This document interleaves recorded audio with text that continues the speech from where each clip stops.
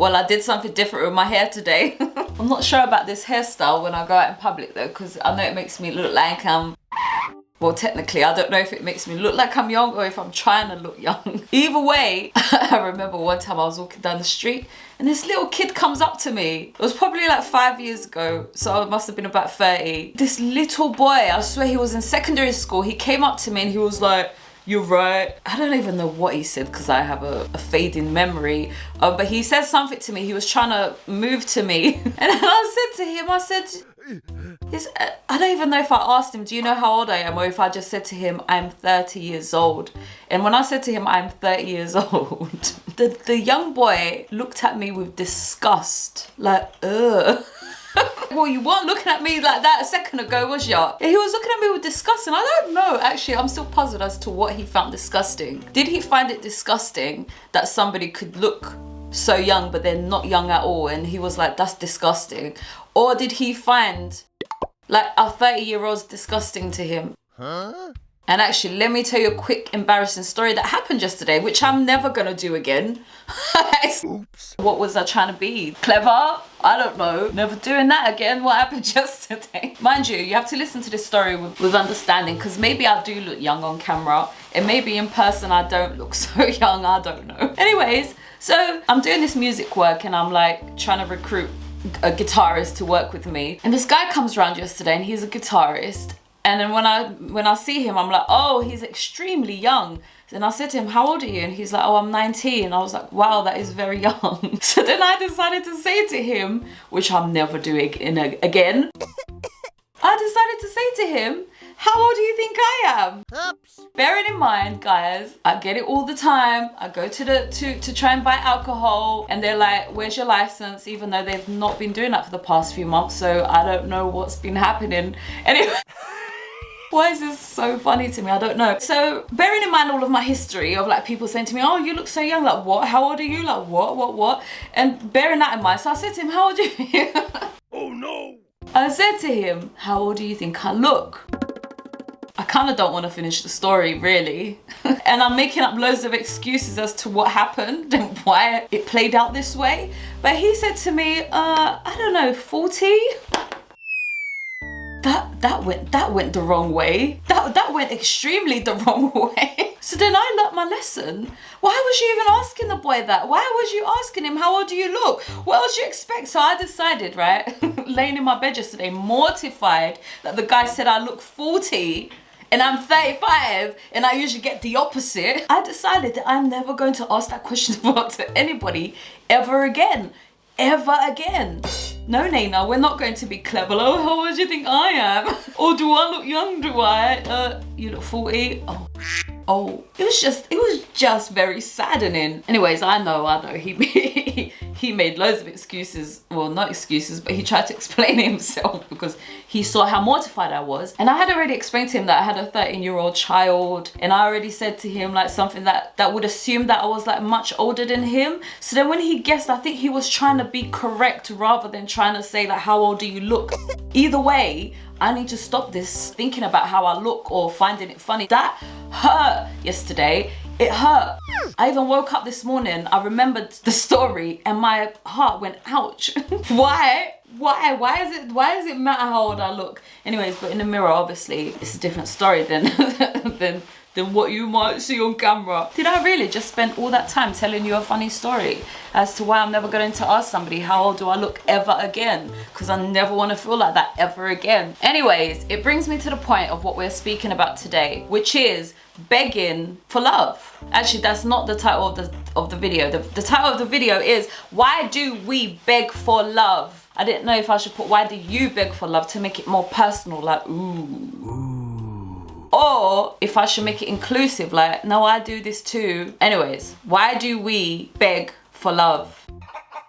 Now I have to concentrate for the actual subject because I want to help somebody. I have somebody in my head, right? A prototype of a woman. And I want to help that woman. I want to help that woman feel empowered. And now I know it's not only women and it's men as well. And this is why I'm going to post this video hopefully to like help loads of people. But I'm going to keep this woman in my head and I want to help her. I want her to feel empowered to stop begging for love, to understand the power that she holds regardless of anything and everything, like the power that she holds. And then I want her to walk with her head held high, knowing what she deserves and not settling for nothing else, and then also just being at peace while she walks. Because obviously we're going to talk about this seeking for love, or this desire that we have for love, when really we should just be walking around like bosses and like beautiful creatures who are not begging for love, and who understand that love, I don't understand what love is. And regardless of me understanding it or not, I'm gonna walk around peacefully knowing that I am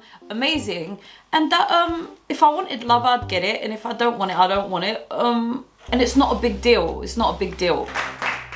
And I just want her to feel like that, because I feel like people deserve to feel empowered, and they deserve to be confident, and they don't deserve to feel the way that this girl in my head is feeling. So I have a picture of this girl who, I think for a long time, she's been worried about love. That she's like, oh, when am I gonna settle down?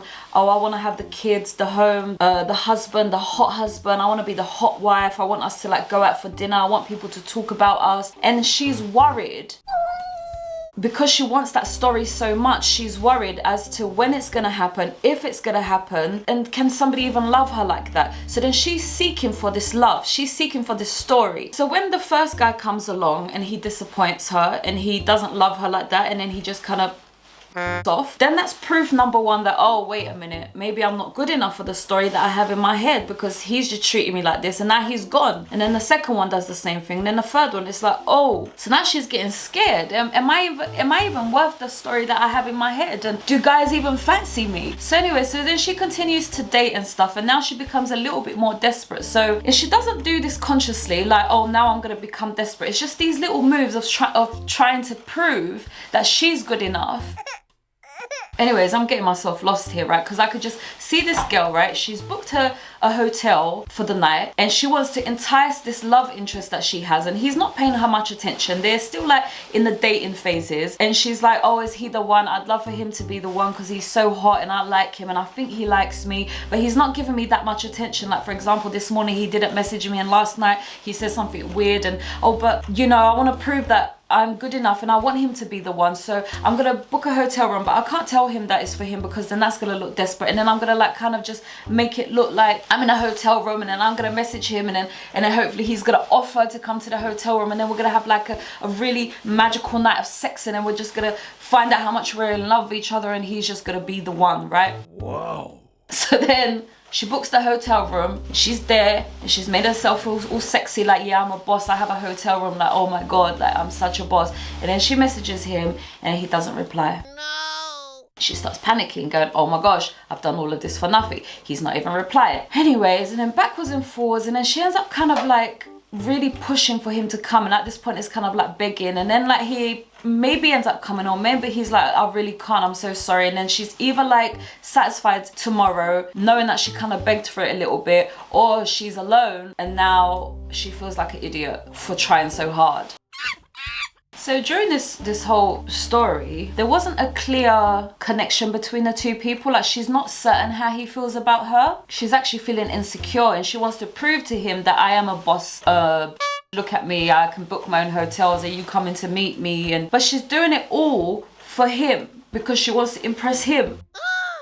I always interject with myself at these points because, and I don't know if I should or shouldn't do that, but I can't help but do it, so let me just do it. But like, have I ever done that before?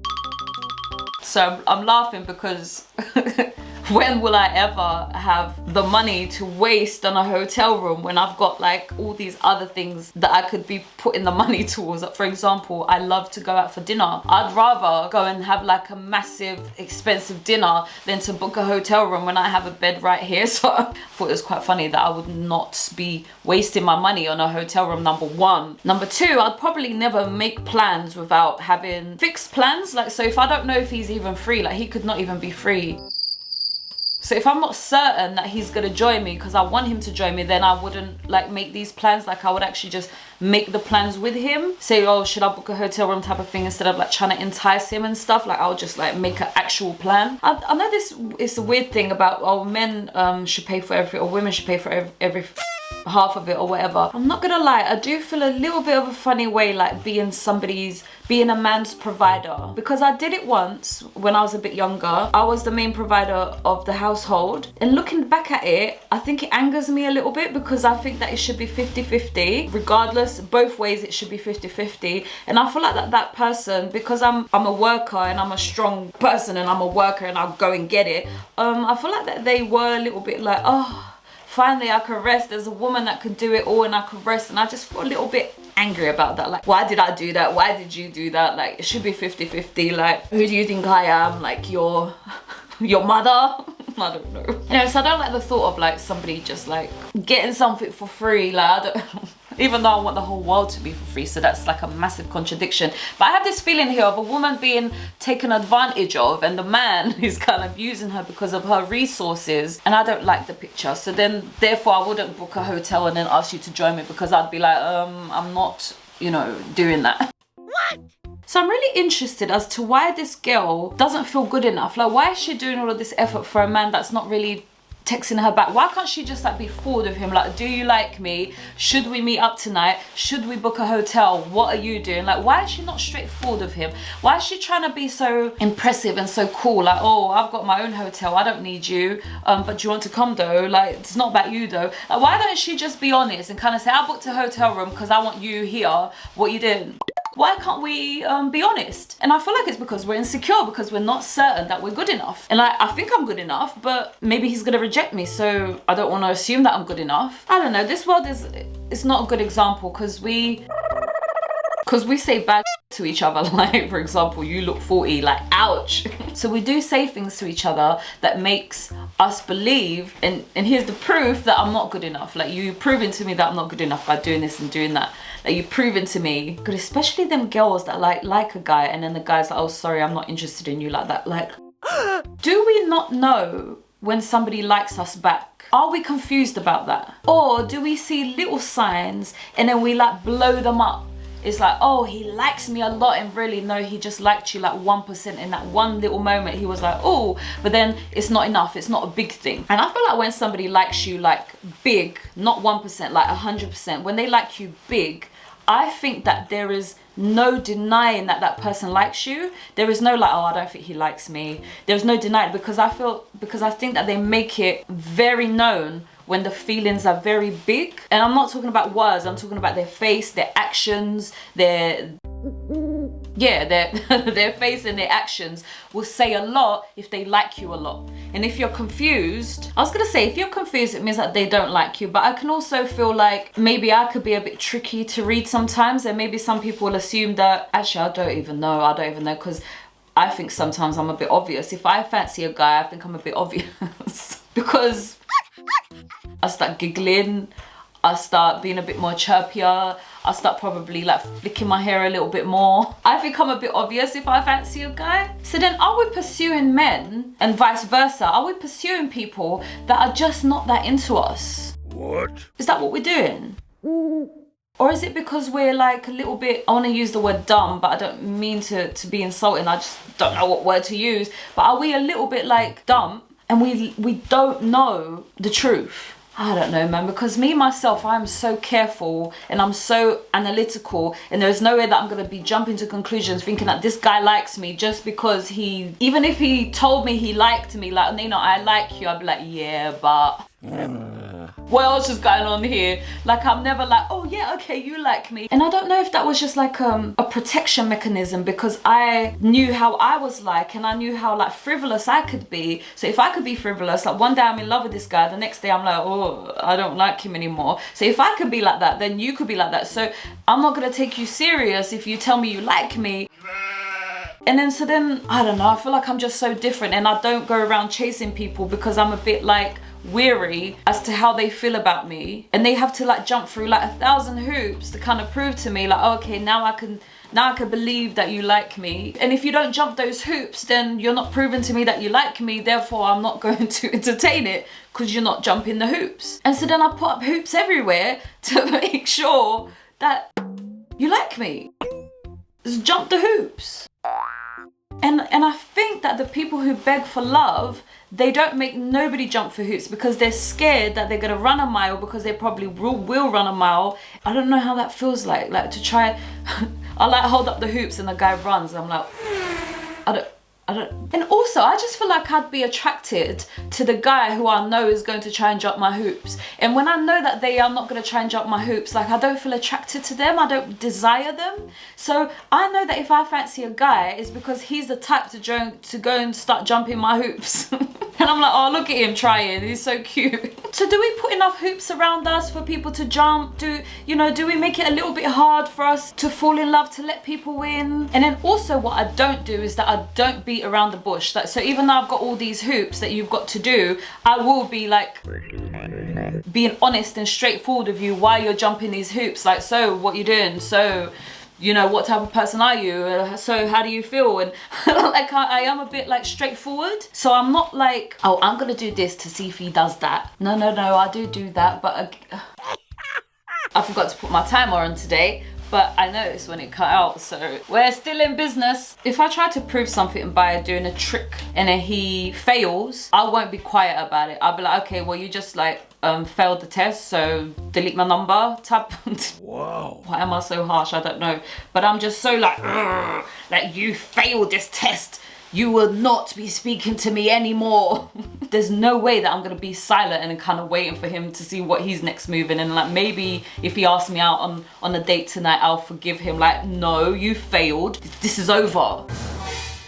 Like, I'm so strict, but it's because I feel so deep. And so then when something hurts, like, ow, you failed that. It's just such a big ow that I can't get past it. Anyways, I'm just taking so long to get into this because I've got things to talk about here. So I think that we pick up these habits of insecurities as children, most obviously. I think the way that our parents make us feel, or our siblings, or our cousins, our friends on the street, our teachers, leaders, somebody who matters to us, I feel like they mold how we feel about ourselves. So adults, we're in charge of how children end up feeling about themselves. And I know it's really tricky because sometimes you miss it. I miss it with my son. Like, I do something really small and I look at his face changing and I'm like, what was that? And because I'm analytical, I'm like, Gabe, what was that face? When I do catch these moments, I know that I've impacted him in a negative way. And then I ask him, like, did I just say something that was hurtful? And he was like, actually, yeah, because you said this. And I was like, oh my God, I didn't even, how can I not be aware of that? And I get really upset with myself when I'm not aware. But we do that to children, and then we pick up these insecurities in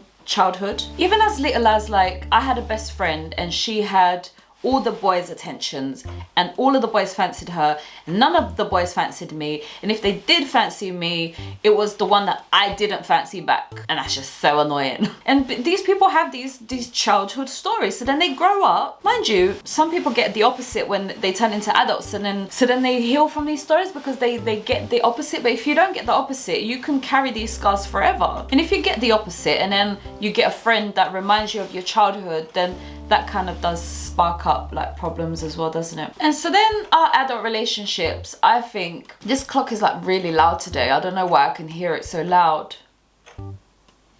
So then we get into these adult relationships, and I see a lot of them because I don't have relationships. I'm always alone. I watch them, and what I do watch of them, and I don't know, I'm a quick learner. I know that if people know me, they're like, Nayna, you never leave your house. When do you watch these things? But I swear I'm a quick learner. Like the one trip that I take to Morrison's every 3 days or every 2 days, like I swear to you, I pick up about 100 pieces of information just by watching people and these little mannerisms and that equals that. Like my brain is very quick, so I do observe things even though I never leave my house, right? And plus I do see relationships around me anyway, so I do know that we just beg for people to love us. We beg for them to, in one way or another, to accept us, to be with us, to love me the way I want to be loved. Come to the cinema and do this with me. Oh, actually, I don't want to go to the cinema because I want to do this. No, but please come because it's going to be fun. Okay, I'll go with you. Oh, I really want to go on a holiday to Spain. Oh, I'd rather go on a skiing trip. Oh, come on, please. The sun will be so much better. Okay. Like, we beg for people to accompany us and be with us in these adult relationships. And then I did this once in my life, never again either. When they decide that they've had enough and they want to leave you, you say to them that they can't. You cannot leave me. but I want to leave you. This is not working. I want to leave you where you can't leave me. Like, we literally begged them not to leave us. Like I said, I did that one time. So here we are, adults in relationships, kind of begging for people to be with us. I know that this is not all relationships, but I'm just painting to you all of the negative ones that are not nice, and there's actually loads of them everywhere. So if you're not in one of those, like, well done to you. And that's what I was gonna say, that's what I want, but that's exactly what the point of the final bit that I'm going to talk about is that, like, why do we want relationships? Why am I gonna sit and kind of go, yeah, that's what I want? Like, what do you want? Actually, I want to talk to God. I want to talk to God. I want food. I want to be happy. I want dogs. I want a house. I want to be in heaven. Like, why is it that we think about, like, love, relationship, like securing one, like, yes, I'm gonna secure my love. Why can't I have all of them? Why can't I have all of them and all of them love me? Why do I have to secure one? Because of the world that we live in today, that's why. Love is scarce, therefore we have to guarantee that at least one of them will love us forever, so then I could be loved and I could be cherished forever, and it's a guarantee, and I need that guarantee, and that's why we go trying to find the guarantee that I will be loved forever, because this world is so scarce of it. And really, if it wasn't scarce and life was beautiful, like, would you need to secure your happily ever after? Would you need to secure that one person that's gonna love you forever and you're gonna love them forever? Would you need to secure that if everybody loves you and if all things is nice and you got all things taken care of? Do you need to secure your love, your one love? Anyways, I can see the maths as to how you will not need to do that, but maybe some people are not convinced and are like, yeah, I still want my forever. You're saying that, but when the world is perfect, this desire to be loved and to be taken care of and to be, like, cherished and loved is gonna come from everywhere. Therefore, you won't need to secure it from one person. And yes, there is intensity and spending a lot of time with this one person and you get obsessed with them. Yes, I know all about that obsessive stuff, and I feel like that could be a thing. But you're not securing it. You're not like, oh, where is my obsessive love? Where is he? Actually, you might be doing that. I'm so distracted today. So I just feel like we seek love all around in all places of life. So from work to your dog, and, you know, when my cat, like, ignores me, I'm like, excuse me, who are you ignoring? And I'm like, Onyx, and he literally doesn't even look at me. And I know he knows his name, because when he's hungry and I say Onyx, he turns his head. But when he's not in the mood and I say Onyx, he doesn't turn his head anyway. So we seek approval and love in all places. Do you like my work? Do you like my house? Do you like my brain? Do you like my ideas? Do you like my singing? Do you like my art? And to be honest with you, I don't go seeking those things, but when they come and people tell me, if I don't get embarrassed, I get really, really happy. Like, oh my gosh, that somebody likes what I do. I definitely don't go seeking it, because, like I said in my reminder yesterday, is that if you go seeking for compliments, they're not guaranteed to come. And then you're just gonna be hurt. So don't go seeking them. And like I mentioned, we go seeking these relationships, and we even go to soulmates, like this one person that's guaranteed to love me. They will love me forever, and they will love me automatically. And that whatever I do, they will be like, you are a goddess. Because we need this guarantee that we are loved. We need this guarantee that we are enough. And so then we've made up the story that this one person is in charge of doing that, when really we are all in charge of doing that to each other. All of us held responsible for how each one of us feels. And we teach the opposite in spirituality today, that nobody's responsible for how you feel. You are responsible for how you feel. Whereas me, I'm saying that we are all responsible for everybody's feelings. And so then when the world is perfect, you will not be seeking love from one person, no. What? Because you would have it everywhere in all these different shapes and forms and sizes. So then when this, like, happens to come along and take your focus, and you get completely besotted and obsessed with it, it would just be an exciting story that was added to your story, rather than this thing that you were looking for and seeking for. It was just like, oh, that's happening now, and how exciting is that? And all life would be exciting like that. And it would just happen excitedly, rather than you seeking for it and begging for it and asking for it and being disappointed if somebody doesn't want to give it to you. Like, oh man, I thought it was gonna be you. And instead it's like, oh, it's not you, okay, bye. And again, we're not going to be saying, oh, it's not you, because we're not looking for it. It's just like, okay, bye. What else should I do? Instead of like, oh, you know, you get what I mean. I'm just going around in circles here. I'm so sorry. I've been speaking for so long that I just feel kind of like guilty to carry on my list here. I feel like I should wrap this up a little bit. But so let me quickly touch on what I think love is. And I just feel like what love is, like what we're seeking love for, and what love is that I think that love is when you admire something. When you admire something, when they admire you, when you want something or they want you, like I want that, I want it, I want something, and when it's cherished. So I admire you, like, oh, that's so amazing. I wish I could be like that. Or I want it, like, oh my gosh, I want that here with me. Or I cherish it, like I'm going to look after you, like please let me take you and hold you and look after you, and then I'm going to cherish you, like you're a special belonging. Not belonging, you're just a special item, and I want to cherish that item. And I feel like that those three describe what I will call love. When you feel those ways, you're love. And so when you experience the opposite of that, so nobody's taking care of you, like you're this precious stone, nobody's admiring you, kind of going, oh, I want to be you, or they really want you, like they want you badly. And I feel like that when somebody doesn't want you and their actions show that they don't want you, that hurts.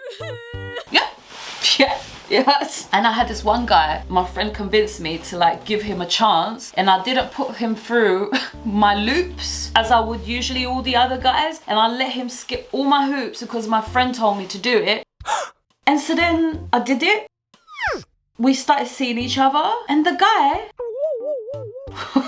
the guy really hurt my feelings because I hadn't made him jump these hoops. I guess his brain wasn't that much into it, and then it showed, and it really hurt my feelings. And then sometimes I would like message him and he would like not reply for like a whole day, or like he'll reply the next day. Like, do you know how insulting that is?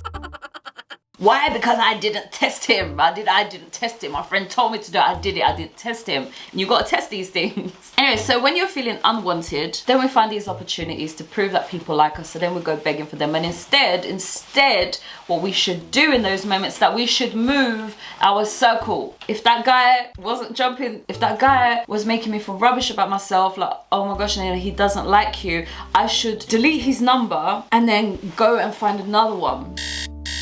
So if these groups of people here think that I'm not attractive or they don't like me, I should leave and go over there and find another circle of group and to see if they like me. And if they don't like me, I'll just carry on moving around until I find a group that loves me and cherishes me. And that's what we should do. If we don't do that, we stick around these places that people don't like us, and then we feel rubbish about ourselves, and we shouldn't do that. We should leave them and go and find people who like us. And while you're there, you should find what you love about yourself, and then you should obsess about those things. Instead of obsessing how he feels about you, you should obsess about how you feel about you.